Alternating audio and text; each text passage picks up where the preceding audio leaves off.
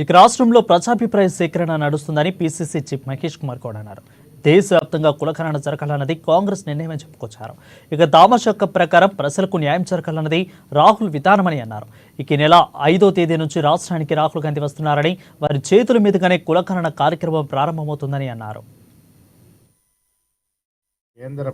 మీకు తెలుసు, కాంగ్రెస్ పార్టీ దేశవ్యాప్తంగా కుల సర్వే జరగాలనే ఒక నినాదం మా ప్రియతమ నాయకులు రాహుల్ గాంధీ గారు 2020 నుండి చేస్తున్నటువంటి విజ్ఞప్తి.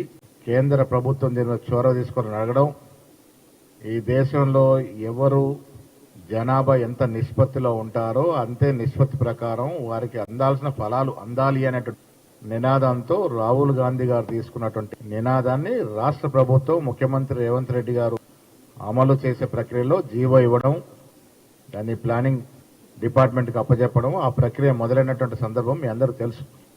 దేశంలో దేశవ్యాప్తంగా కుల సర్వే జరగాలి, అది కూడా సమగ్రంగా ఆర్థిక, రాజకీయ, సాంఘిక కోణాల్లో జరగాలి అన్నట్టు ఒక తలంపుతో రాష్ట్ర ప్రభుత్వం జీవో ఇచ్చిన మీకు తెలుసు.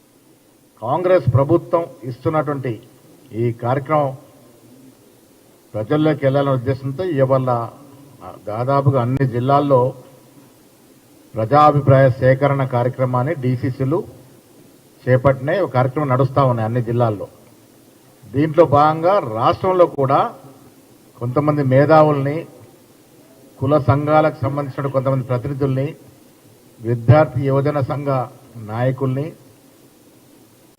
సివిల్ సొసైటీకి సంబంధించిన కొంతమంది ప్రతినిధులు పిలిచి ఒక సమావేశం ఏర్పాటు చేసుకొని